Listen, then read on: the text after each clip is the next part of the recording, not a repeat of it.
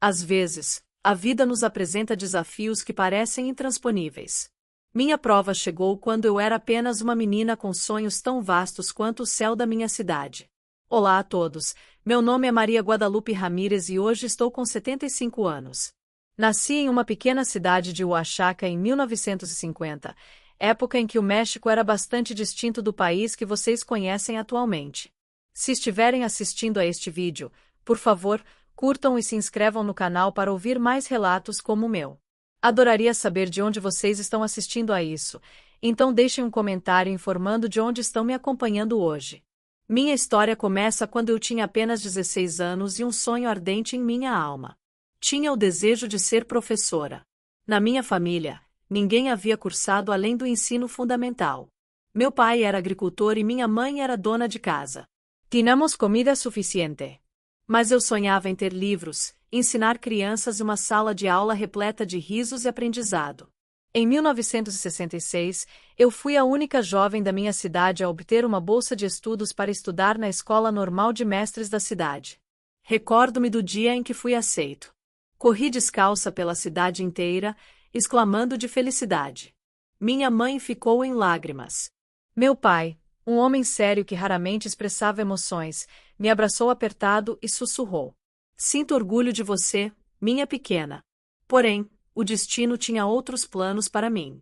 Encontrei Javier nas festas patronais da minha cidade 2 meses antes de partir para os estudos. Era um jovem atraente de Veracruz que havia chegado com o tio para comercializar artesanato. Com 20 anos, um sorriso que iluminava tudo ao meu redor, ele me prometeu o mundo inteiro com palavras poéticas. Foi um amor ardente, vetado pela minha família, mas incontrolável para uma jovem ingênua como eu. Nosso encontro acontecia de forma clandestina no rio, sob as mangueiras. Ele costumava me trazer mimos, como uma flor, uma fita para o cabelo ou um doce de leite. Naquele período, isso era suficiente para ganhar um coração. Em uma tarde de maio, debaixo de uma árvore de jacarandá que tingia o chão de roxo, entreguei tudo a ele. Minha ingenuidade, minhas aspirações, meu porvir. Era a primeira vez que um homem me tocava dessa maneira. Eu não tinha conhecimento algum sobre a vida. Eu pensava que o amor bastava, que as promessas eram eternas e que os contos de fadas eram reais. 6 semanas depois, ao perceber que minha menstruação não havia chegado, senti um calafrio que percorreu todo o meu corpo. Minha mãe me viu em prantos no quintal da nossa modesta casa de adobe. Com um único olhar, ele percebeu. Ela não disse nada, apenas sentou-se ao meu lado e chorou comigo. "Você está esperando um filho?" ele perguntou, por fim. Não se tratava de uma pergunta. As mulheres do passado já reconheciam essas coisas sem precisar de testes de farmácia. Quando compartilhei com Javier, sua expressão mudou. Ele já não era mais o jovem carinhoso que me prometia a lua. Ele se tornou indiferente e distante. Ele me informou que retornaria em uma semana, pois precisava conversar com a família dele. E confiei nele. Na nossa árvore de jacarandá, esperei por você todas as tardes. 1 semana, 2 semanas, 1 mês. Nunca mais apareceu. Meu pai, um homem educado com princípios sólidos e tradicionais, não conseguiu lidar com a vergonha. "Você desonrou esta família", disse-me, com a voz trêmula. "Você não pode permanecer aqui." Minha mãe tentou me proteger, porém sua voz nunca foi tão forte quanto a do meu pai. Na noite em que fui expulso de casa, chovia tanto que parecia que o céu também estava lamentando por mim. Parti levando o pouco que consegui acomodar em um pequeno baú de madeira que fora de minha avó. Ele me advertiu: "Não posso te pagar muito. Porém, você pode trazer seu bebê e eu te ofereço o almoço." Naquela época, o trabalho da bandeira era o mais difícil que uma mulher poderia ter. Iniciava antes do amanhecer e terminava após o pôr do sol. O sabão áspero fazia as mãos racharem.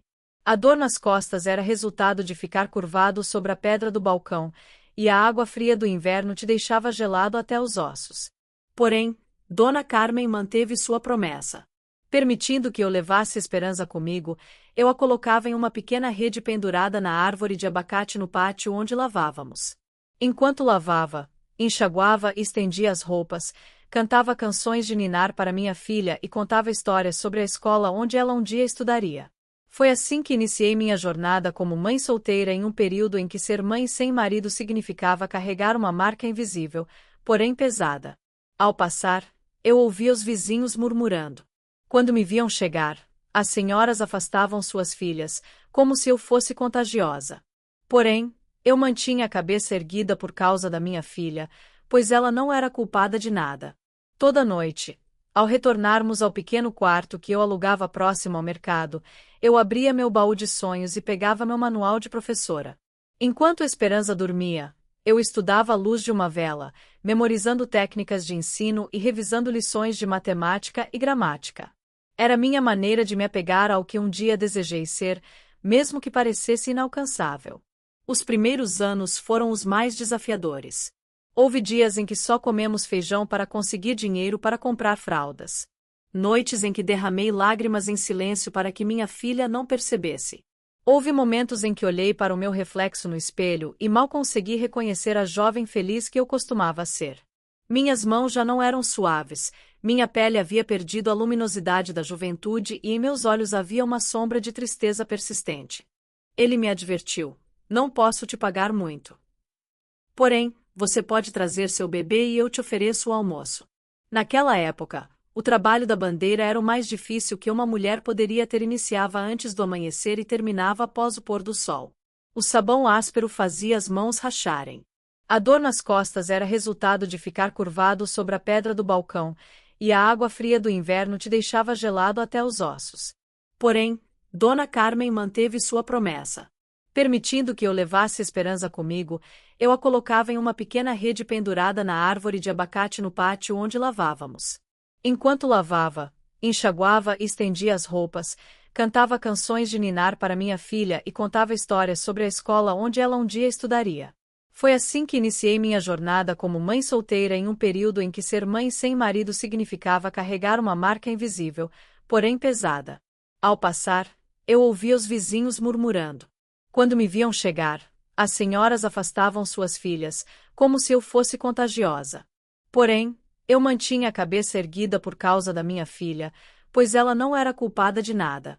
Toda noite, ao retornarmos ao pequeno quarto que eu alugava próximo ao mercado, eu abria meu baú de sonhos e pegava meu manual de professora. Enquanto Esperança dormia, eu estudava à luz de uma vela, memorizando técnicas de ensino e revisando lições de matemática e gramática. Era minha maneira de me apegar ao que um dia desejei ser, mesmo que parecesse inalcançável. Os primeiros anos foram os mais desafiadores. Houve dias em que só comemos feijão para conseguir dinheiro para comprar fraldas. Noites em que derramei lágrimas em silêncio para que minha filha não percebesse. Houve momentos em que olhei para o meu reflexo no espelho e mal consegui reconhecer a jovem feliz que eu costumava ser.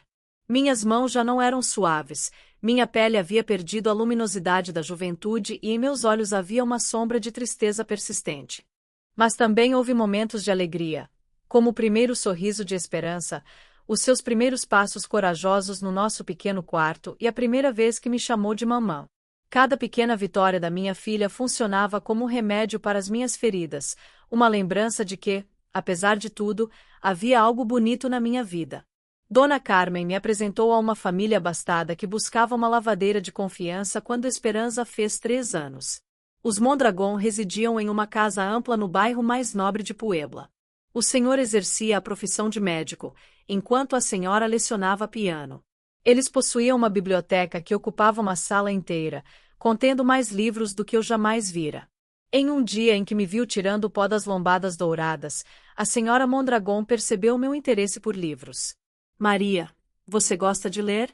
Ele me questionou com uma curiosidade genuína. Sim, senhora, respondi de forma tímida. Antes que a vida mudasse meus planos, eu queria ser professora. Naquela tarde, antes de se despedir, a senhora Mondragon me deu um livro. Podes pegá-lo emprestado se quiseres, disse-me, sorrindo gentilmente. Era a primeira pessoa em muito tempo que me via não apenas como a lavadeira, mas como um indivíduo com sonhos e interesses. Esse foi o começo de uma amizade surpreendente que transformaria minha vida. No entanto, essa parte da minha história terá que aguardar o próximo capítulo, pois já disse muito e preciso beber um pouco de água. O que posso afirmar a vocês é que nunca deixem de sonhar. Os sonhos podem levar tempo, mas se vocês os manterem bem guardados no baú do coração, eventualmente encontrarão a chave para abri-lo novamente. O trabalho da bandeira era cansativo. Eu me levantava quando ainda estava de madrugada, às 4 horas. Enquanto eu esquentava um pouco de café no nosso pequeno anaf, Esperança dormia tranquilamente. Bebia lentamente, desfrutando daqueles momentos de silêncio que seriam os únicos do dia. Despertava minha filha às 5 horas, oferecia-lhe o pouco que conseguíamos comer, normalmente tortilhas com feijão ou, nos dias melhores, um ovo. Ela usava roupas remendadas, mas sempre limpas. Ficaremos pobres, afirmava ele, escovando seus cabelos negros. Porém, nunca sujas. Andávamos juntas pelas ruas de Puebla ao amanhecer. Eu carregava a Esperança em um rebozo amarrado nas costas, nas mãos, trazia um pacote com o nosso almoço. No inverno, o frio nos deixava com os ossos gelados. Durante o verão, o calor nos sufocava desde o início do dia. Porém, nunca deixamos de comparecer ao trabalho um único dia. Em 1968, Dona Carmen me remunerava com 30 pesos por semana. Embora parecesse pouco, para uma mulher sem estudos e com um filho, era o melhor que ela conseguia naqueles tempos. Desses 15 pesos, 10 eram destinados ao aluguel do nosso quarto, 10 à alimentação, e o restante eu armazenava em uma lata de biscoitos que escondia sob uma tábua solta do chão. Esse dinheiro era destinado a emergências e, de forma secreta, para um futuro promissor. No quintal da casa de Dona Carmen, havia uma lavanderia. 5 pedras grandes, polidas pelo uso ao longo dos anos, estavam dispostas em semicírculo ao redor de uma fonte. Nesse lugar, éramos 5 mulheres, cada uma com uma história de sofrimento parecida com a minha, mesmo sem nunca comentarmos sobre isso. Quando as pilhas de roupas sujas se acumulavam ao nosso lado, não havia tempo para lamentações. O sabão que usávamos era áspero e feito com soda cáustica, causando queimaduras na pele e fissuras nas mãos, que chegavam a sangrar nos dias mais frios. Nossas unhas tornavam-se amarelas e frágeis.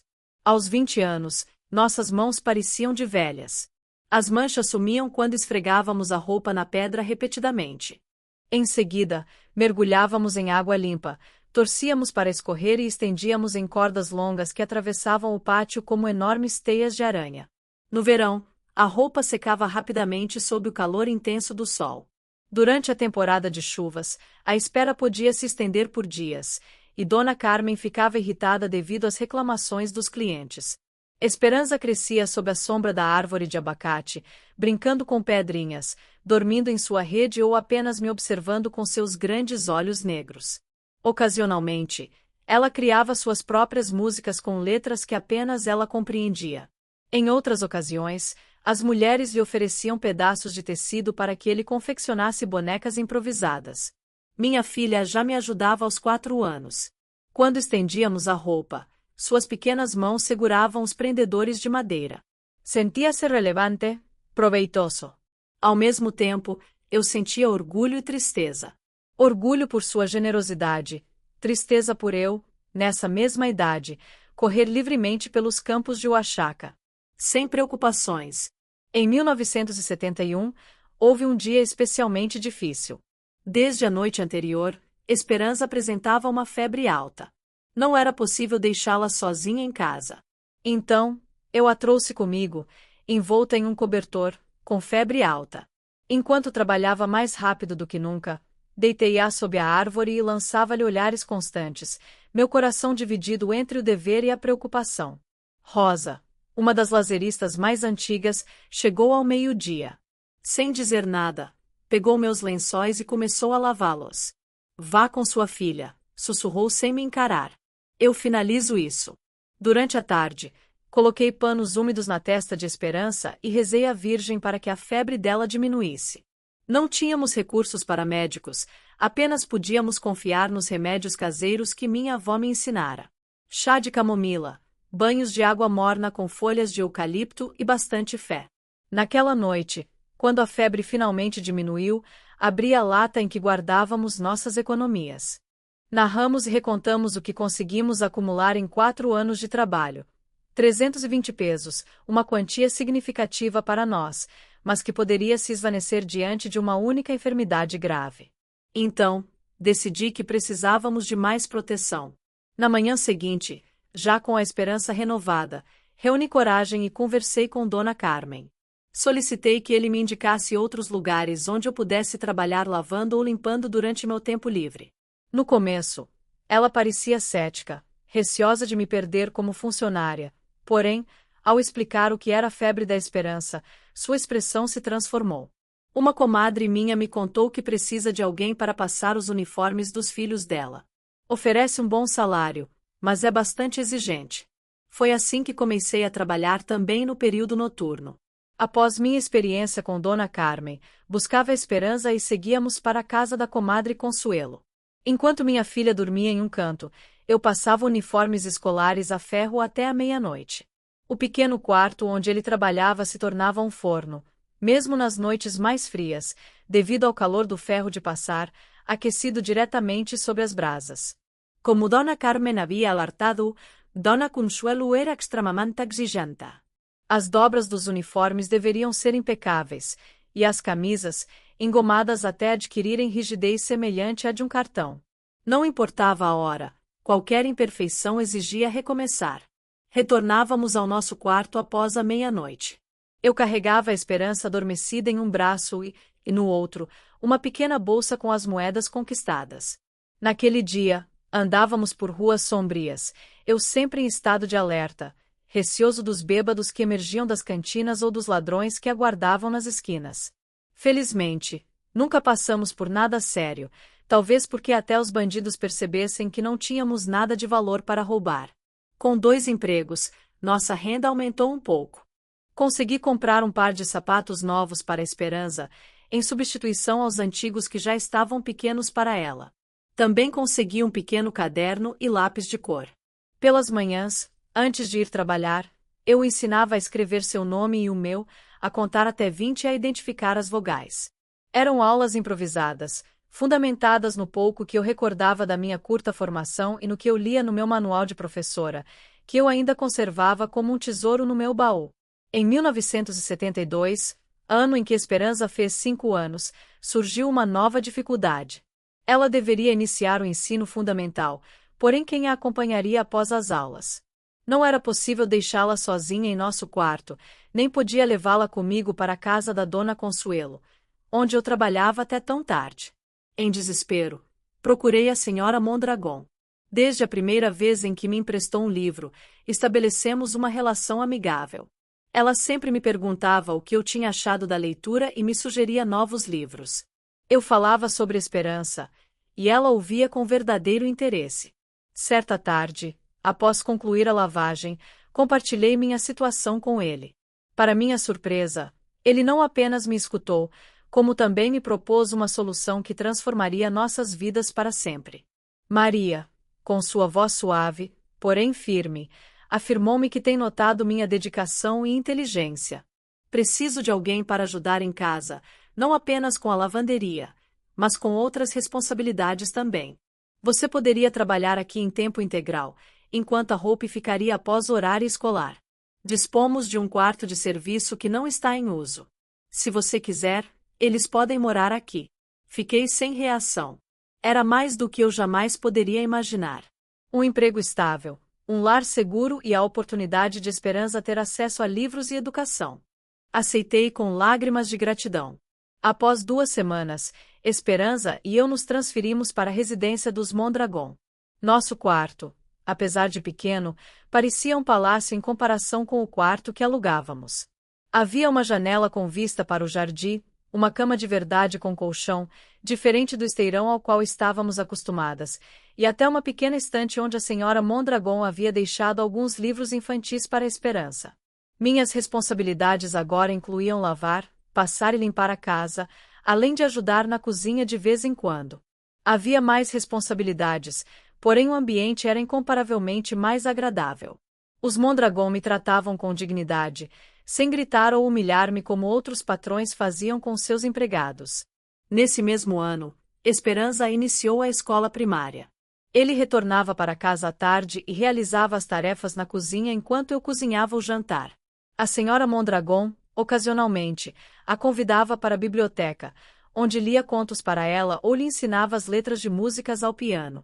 Minha filha prosperou naquele ambiente. Passou de uma menina tímida e quieta a uma pequena curiosa e falante. Seu desempenho era excepcional, e os professores frequentemente a elogiavam por seu comprometimento. Embora eu continuasse trabalhando arduamente, não sentia mais que meu corpo estava se deteriorando como ocorria nos anos em que eu trabalhava no lavadouro. Minhas mãos começaram a se curar, e as dores nas minhas costas não eram mais constantes. Às vezes, à noite, depois de colocar esperança para dormir, permitia-me o luxo de pegar um livro da biblioteca e ler por 1 hora, ampliando lentamente meu conhecimento limitado do mundo. Contudo, mesmo com essa melhora em nossas vidas, meu sonho de ser professora permanecia guardado no fundo do meu coração. Eu via isso como algo inalcançável, um desejo juvenil que precisei renunciar devido às circunstâncias. Era mãe solteira, tinha quase 23 anos e exercia a profissão de empregada doméstica. Quem me levaria a sério ao manifestar meu desejo de me tornar educadora? Porém, o destino, aquele que me havia imposto tantos obstáculos, estava prestes a me proporcionar uma chance surpreendente, uma chance que me restauraria a esperança e me permitiria finalmente reabrir o baú onde guardava meus sonhos. Agora vou relatar como, após tantos anos, consegui retomar meus estudos. Este trecho da minha trajetória é o que mais me orgulha, pois prova que nunca é tarde para seguir nossos sonhos. Como mencionei anteriormente, morar na casa dos Mondragon trouxe uma mudança significativa para nossas vidas. Esperança crescia contente, ia à escola com regularidade e se destacava academicamente. Em 1975, minha filha já tinha 8 anos e estava cursando a 3ª série. Era uma menina inteligente e curiosa, que consumia livros como se fossem guloseimas. Em uma tarde de outubro, ao limpar o estúdio do Dr. Mondragon, deparei-me com um jornal aberto em sua escrivaninha. Geralmente, eu não costumava ler os jornais da casa, mas um anúncio emoldurado em preto despertou meu interesse. O Instituto Nacional para a Educação de Adultos oferecia um programa especial para aqueles que precisaram interromper seus estudos. As aulas ocorreriam aos domingos. No único dia em que eu tinha livre, meu coração começou a acelerar. Isso seria viável? Com 25 anos, uma filha e um emprego em tempo integral, seria possível retomar meus estudos? O programa possibilitava a finalização do ensino médio em 2 anos, posteriormente, a obtenção do certificado de conclusão do ensino médio por meio de outro exame. Dobrei o jornal com cuidado e o deixei na mesma condição em que o encontrei. Naquela noite, eu deitei-o. Esperança acordou cedo e pegou meu velho baú debaixo da cama. Ao lado do certificado de conclusão do ensino fundamental, que eu havia recebido com honras antes de engravidar, encontrava-se meu manual para professores, amarelado, porém intacto. Nos dias subsequentes, permaneci em um estado de inquietação interna. Queria me inscrever no programa, porém estava receosa. Medo de falhar, medo de não ter tempo, medo de que os Mondragon interpretassem isso como descompromisso com meu trabalho. Acima de tudo, eu temia me enganar novamente e ver meus sonhos despedaçados mais uma vez. Uma semana depois, ao preparar o café da manhã, a senhora Mondragon percebeu minha distração. Maria, aconteceu algo? Me questionou com a gentileza que a definia. Respirei fundo e, no momento de coragem, falei-lhe sobre o programa do INE. Informei a ele que as aulas ocorreriam aos domingos e que não afetariam meu trabalho. Compreenderei se você achar que não é adequado. Concluí com o olhar voltado para o chão. Houve um momento de silêncio que pareceu durar uma eternidade. Quando finalmente levantei os olhos, a senhora Mondragon me observava com uma expressão que eu não conseguia decifrar. Por que você não me contou isso antes? Questionou, mas sua voz não transmitia desaprovação. Maria, o doutor e eu sempre acreditamos que você possui um grande potencial. É claro que você deve se inscrever. Não consegui segurar as lágrimas. Ele chorava de alegria pela primeira vez em muitos anos. A senhora Mondragon fez algo que eu nunca imaginei. Levantou-se da cadeira e me abraçou. E não se preocupe com a esperança, ele acrescentou. Você pode passar os domingos aqui durante seus estudos. Vou auxiliá-la com suas tarefas. Naquele domingo, nervoso, fui ao escritório do INE. Existiam outros adultos como eu, trabalhadores, mães, indivíduos que, por diferentes motivos, precisaram abandonar a escola. Ao ver seus rostos espelhando a mesma combinação de esperança e nervosismo que eu sentia, senti-me menos solitária. O programa era de alta intensidade. Todo domingo, das 8 horas às 18 horas, com um intervalo curto para o almoço. Nos forneceram livros didáticos gratuitos, os quais guardei como se fossem tesouros. No primeiro dia, ao receber meu caderno novo, toquei-o delicadamente como se fosse de seda. Cheirava a oportunidades, a futuros que eu pensava terem sido perdidos. As primeiras semanas foram extremamente difíceis. Após tantos anos sem estudar formalmente, meu cérebro parecia estar enferrujado. Eu achava a matemática particularmente difícil. Retornava para casa cansada, com dor de cabeça, questionando-me se havia cometido um engano, porém a esperança transformou-se na minha principal motivação. Ela me aguardava ansiosamente todos os domingos, quando retornava das aulas, para perguntar o que eu havia aprendido. Às vezes, estudávamos juntas. Ela fazia as tarefas da terceira série, enquanto eu cumpria minhas lições do ensino fundamental. Ver sua mãe tão orgulhosa lhe dava motivação para seguir em frente. Os Mondragon honraram sua promessa. Além de me permitirem assistir às aulas todos os domingos, o médico começou a me auxiliar com matemática e ciências durante seu tempo livre à noite. A senhora me emprestava livros extras para complementar meus estudos de literatura e história. Para manter o ritmo, ele dormia somente 5 horas diárias. Eu acordava às 4 da manhã para estudar por 2 horas antes de iniciar minhas tarefas domésticas. À noite, após colocar Esperança para dormir, eu estudava até que meus olhos se fechassem por conta própria, derrotados pelo cansaço. Embora estivesse exausto, sentia uma alegria que não sentia há anos. Cada nova lição aprendida e cada exame aprovado me aproximavam gradualmente do meu sonho. Eu me sentia viva, produtiva, perspicaz. As dúvidas e a vergonha que me atormentavam por tanto tempo começavam a se desvanecer. Conquistei meu certificado de ensino médio com notas excelentes em 1977, após 2 anos de dedicação contínua. Esperança e os Mondragon compareceram no dia da cerimônia de formatura. Quando meu nome foi mencionado, minha filha de 10 anos aplaudiu tanto que várias pessoas se viraram para olhá-la, sorrindo diante de seu entusiasmo. Porém, não me limitei a isso. De imediato, inscrevi-me no programa para conseguir o diploma do ensino médio. Este era ainda mais desafiador, porém ele já havia demonstrado que era capaz de fazê-lo. A cada desafio vencido, minha confiança aumentava. Ao longo desses anos, é claro, houve momentos desafiadores, noites em que o cansaço me dominava e eu acabava dormindo sobre os livros. Dias em que as tarefas domésticas se acumulavam e eu precisava dobrar o trabalho para compensar. Provas para as quais eu não estava preparada, mas que encarava com firmeza.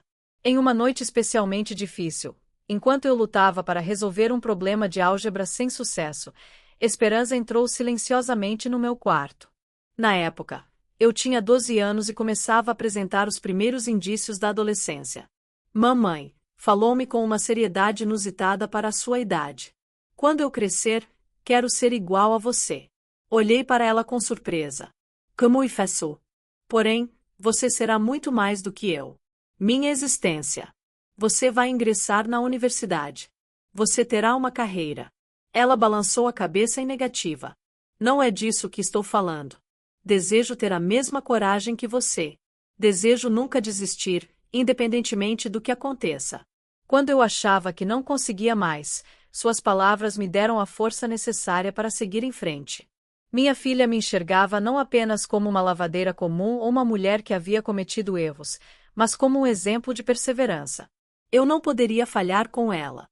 Concluí o ensino médio em 1979, aos 29 anos.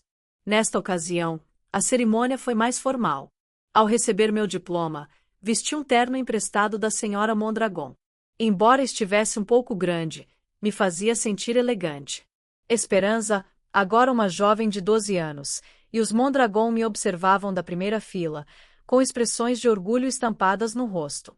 Após a cerimônia, o Dr. Mondragon me entregou um envelope, um pequeno presente da nossa parte, afirmou ele, sorrindo.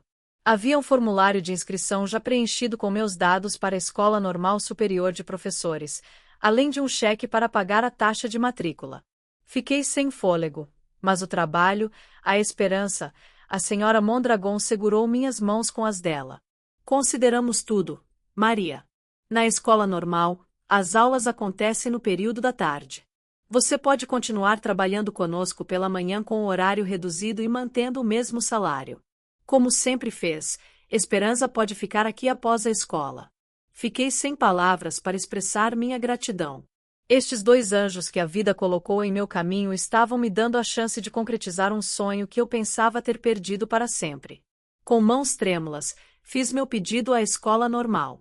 Aos 29 anos, eu seria a aluna mais velha da minha turma, porém isso já não me incomodava. Aprendi que a idade é apenas um número e que nunca é tarde para se educar. No dia em que fui aceita, corri até a antiga árvore de jacarandá do parque próximo. Sentei-me sob seus galhos roxos, na mesma posição em que, anos atrás, entreguei minha inocência a Javier.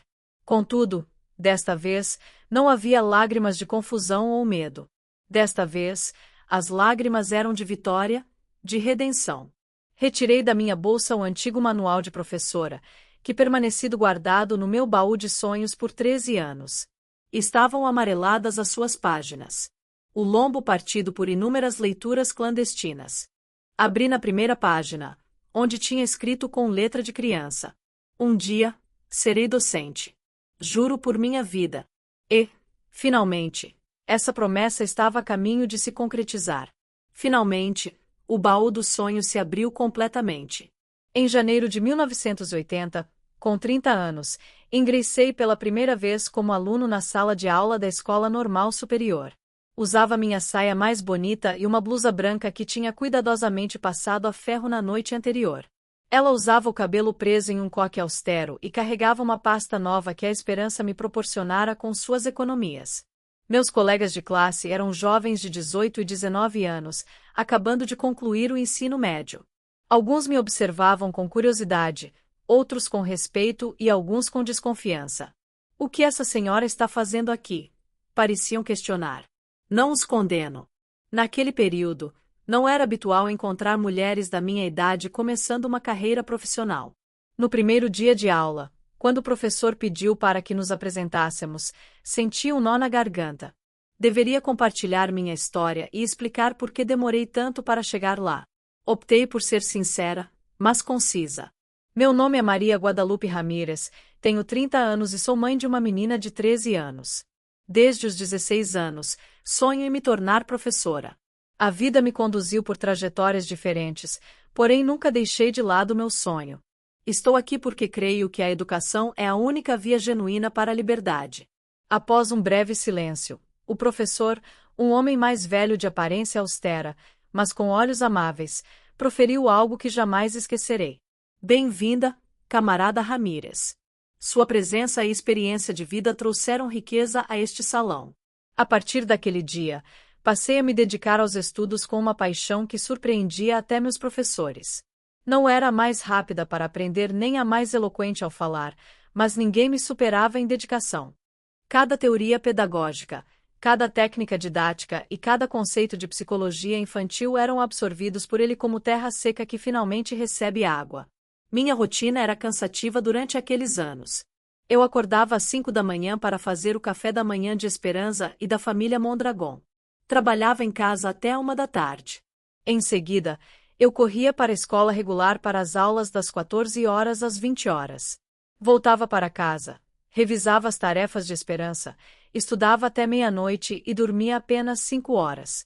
Eu usava os fins de semana para preparar meus trabalhos e colocar as tarefas domésticas em dia, já que elas costumavam ficar pendentes durante a semana. Ele quase não tinha tempo para mim, mas isso não me incomodava. Pela primeira vez na minha vida adulta, tinha a sensação de que estava progredindo em direção a algo significativo, algo importante. Ao longo daqueles anos, minha relação com a Esperança mudou. Minha filha estava começando a adolescência, um período complicado, repleto de transformações físicas e emocionais. Às vezes, ela sentia que não tinha tempo suficiente para si mesma, que eu estava deixando de lado ao seguir meu sonho. A culpa me consumia nas noites em que a observava dormir, refletindo sobre todas as conversas que não tivemos e os momentos que deixei passar. Certa noite, enquanto me preparava para um exame bastante desafiador, Esperança entrou no meu quarto e acomodou-se em silêncio na minha cama. Percebi sua expressão séria e perguntei: "Você precisa de algo, meu amor?" Com uma maturidade que me surpreendeu, ela me disse: "Estou orgulhosa de você, mamãe." Quando as outras meninas comentam sobre as profissões de suas mães, eu digo a elas que a minha está se preparando para ser professora, trabalhando o dia inteiro e estudando a noite inteira. Ninguém possui uma mãe como a sua. Suas palavras ressoaram profundamente em mim. Minha filha não se sentia negligenciada, mas sim inspirada. Naquele instante, percebi que o melhor presente que eu poderia oferecer a ela não era somente o meu tempo, mas o meu exemplo. As práticas docentes tiveram início em 1982, durante meu terceiro ano de estudos. Fomos designados para diversas escolas primárias em Puebla para colocar em prática o que aprendemos, sob a orientação de docentes experientes. Minha primeira atribuição foi em uma escola rural nos arredores da cidade, onde as crianças percorriam até 2 horas para chegar às aulas. No primeiro dia, foi ao mesmo tempo aterrorizante e maravilhoso estar diante de um grupo de estudantes reais.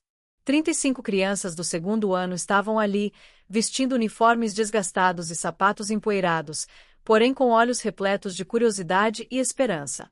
Me encaravam com expectativa, como se eu possuísse todas as respostas do universo. A professora titular, Dona Carmela, uma mulher de aproximadamente 50 anos com cabelos totalmente brancos, fez minha apresentação. Em seguida, acomodou-se no fundo da sala para me observar. Ao me encaminhar para o quadro negro para escrever meu nome, senti minhas pernas tremendo. "Bom dia, crianças. Meu nome é Maria Guadalupe e serei a professora de vocês durante este mês." "Bom dia, professora Maria Guadalupe", respondeu um coro de vozes. E, com essa frase simples, começou minha verdadeira vocação. A primeira aula abordou as partes de uma planta. Eu havia feito desenhos coloridos e levado um pequeno vaso com uma planta de feijão que eu havia cultivado com esperança. As crianças se aproximaram encantadas para tocar as raízes, o tronco e as folhas. Suas perguntas ingênuas e seu espanto autêntico diante do milagre da vida vegetal me asseguraram que eu estava exatamente onde precisava estar. Ao fim do dia, Dona Carmela se aproximou com um sorriso acolhedor. "Você possui o talento, Maria Guadalupe. Nem todos os que se preparam para ser professores possuem isso, mas você possui. É evidente que você ama as crianças e compreende a maneira como elas pensam." Ao final daquele mês de prática, eu voltava para casa cansada, porém contente. Esperança era informada sobre cada detalhe, incluindo as ocorrências com as crianças, seus progressos e suas dificuldades. Minha filha, que já tinha 15 anos, me ouvia atentamente e me auxiliava na preparação de recursos pedagógicos para minhas aulas. "Mamãe, também quero ser professora." Em uma noite, enquanto recortávamos letras coloridas para um mural, ele me confessou: "Quando você fala dos seus alunos, percebo o quanto você fica feliz." Seu comentário me trouxe uma alegria imensa. Minha filha não apenas não me criticava pelo tempo que eu dedicava aos meus estudos, como também se sentia motivada pela minha paixão. Em 1983, aos 33 anos, graduei-me com honras pela Escola Normal Superior. Um dos momentos mais emocionantes da minha vida foi a cerimônia. Com toga e birrete, recebi meu diploma sob aplausos de Esperança, dos Mondragon e de alguns colegas e professores. Após deixar o pódio, busquei minha filha na plateia. Esperança, agora transformada em uma bela jovem de 16 anos, chorava sem conter as lágrimas. Quando nossos olhares se cruzaram, ele se comunicou em silêncio: "Você conseguiu, mamãe." E eu percebi que todo o esforço, todas as noites em claro e todo o cansaço acumulado ao longo dos anos haviam sido recompensados. Não foi simples conseguir um emprego como professora formada. Naquele período, as vagas nas escolas urbanas eram bastante disputadas e, geralmente, eram concedidas por meio de influência ou tempo de serviço. Minhas opções eram restritas sem indicações políticas ou familiares no sistema educacional. Após meses de busca sem sucesso, Recebi uma proposta para lecionar em uma escola primária na cidade de San Miguel Sinacapán, localizada na Serra Norte de Puebla. Era uma região isolada, a 5 horas de ônibus da cidade, onde a maioria dos moradores falava nahuatl, sendo o espanhol sua segunda língua. A escolha foi complicada. Aceitar implicava em abrir mão de Esperanza, que estava a ponto de concluir o ensino médio e ingressar na faculdade. Significava deixar os Mondragón, que haviam sido como uma família para nós. Isso significava lidar sozinha com um ambiente completamente novo e desafiador. Após diversas conversas com minha filha e com os Mondragón, tomei a decisão de aceitar. Esperanza permaneceria na residência de nossos benfeitores até concluir sua graduação. Para vê-la, eu viajaria a Puebla 2 vezes por mês. Em setembro de 1984, cheguei a San Miguel Tinacapán com 2 malas, sentindo uma mistura de emoção por iniciar minha carreira como professora e tristeza pela despedida da minha filha. A vila era modesta, com casas de adobe e telhados de cerâmica, ruas de terra e um mercado vibrante que ocorria aos domingos. A escola era um prédio modesto de 2 andares, com amplas, porém austeras, salas de aula. Fui designado para o 2º ano, com uma turma de 40 crianças, sendo a maioria filhos de camponeses e artesãos da região. Muitos chegavam às aulas sem ter tomado café da manhã, alguns descalços, todos exibindo uma combinação de timidez e curiosidade em relação à professora da cidade. Os primeiros meses foram extremamente difíceis. A dificuldade com a língua, as condições adversas, a desconfiança inicial dos pais em relação a mim e a solidão das noites. Houve ocasiões em que tive dúvidas, em que considerei desistir e retornar a Puebla para buscar qualquer emprego próximo à minha filha.